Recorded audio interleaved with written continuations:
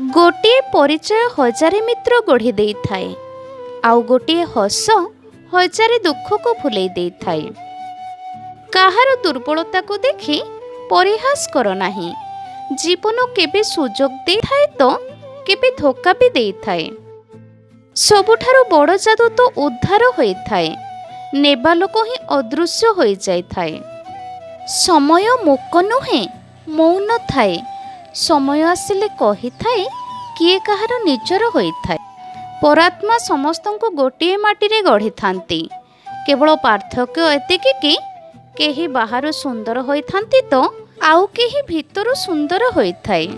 जदि सबुकिछि हजई आपणको भितर किछि करिबार साहस अछि तो बुझी जांतु आपण किछि भी हजई नाहंती। परिवर्तन ए संसारर नियम अटे। काली जहा आउ कहार थिला, आजि ताहा तुमर अटे एवं आसंता काली ताहा आउ कहार। जेबे आपण अन्य लोकंको पाई भलो चाहि थांती तो सेही भलो पाइबा आपणको जीवन रे फेरी आसी थाए। आउ एहा ही प्रकृतिर नियम अटे। जहा तुमे निज सामर्थ्य द्वारा उपार्जन करि परिबो, ता पाई केबे काहा पाखरे नेहुरा होई निज मूल्य कम करंतु नाही। तेणेकि ताहा धन हेउ, प्रेम हेउ किंबा सम्मान होई थाउ। जेतेबेले काहार स्वार्थ पूर्ण होई जाए, सेतेबेले मनीष देखा हेबा तो दूरर कथा हेबा भी बंद करि दिए। समय सबु किछि ठीक करि देबो। एही अपेक्षारे अटकी जांतु नाही। समय सेतेबेले ठीक करिबो जेबे तुमे ठीक समय रे उपयुक्त काम करिबो। दुनिया कौन कहिबो से विषय रे चिंता करो नाही। जेउ दुनिया सज माछरे भी पोक पकई दिए, तुमे ताठारु अधिक कौन बा आशा करि परिबो। सबुठारु बड़ कथा, पैसा थिले सम्मान थाए, पैसा नथिले केही पचारंती नाही। नहेले तुमे जेते धर्म कर, जेते पुण्य कर, सम्मान केवल पकेट रे धन थिले मिलिबो।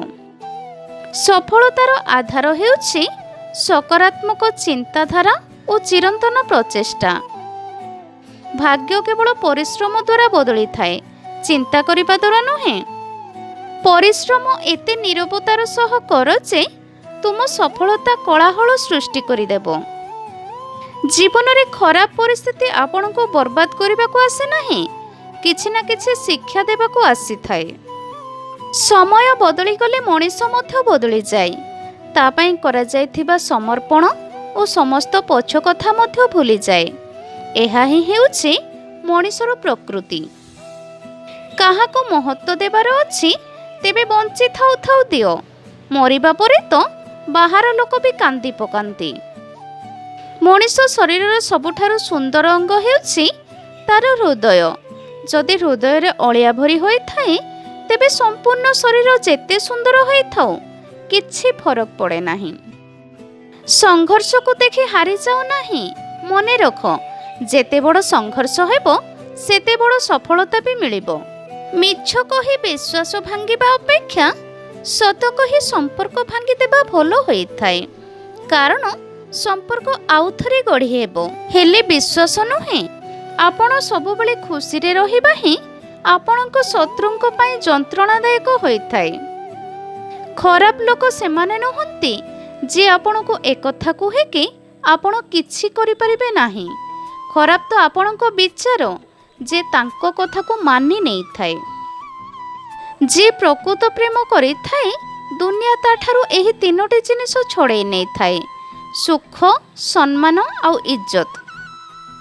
जेतेबेले पाद थकी जाए, सेतेबेले साहस ही साथ दे थाए। जेतेबेले समस्ते मुह बुलेई दियंती, सेतेबेले भगवान केवल साथ दे थांती। सफलतार सीढ़ी चढ़ी गर्व करंतु नाही, काहेकि ना जेउ सीढ़ी ऊपर आड़को जाई थाए, ताहा तळ आड़को मध्य आसी थाए।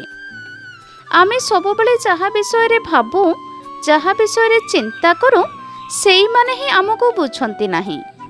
जे तुमको जेतिके जरूरी बोली भाबुछि, तुमे भी ताको ठीक सेतिके जरूरी बोली भाबो। कारण अति निजर भाबी काहाकू अति गुरुत्व देले आवश्यक स्थले तुमे ही कष्ट पाइबो। काहेकि ना तुम जरूरी तांको पाई मूल्यहीन।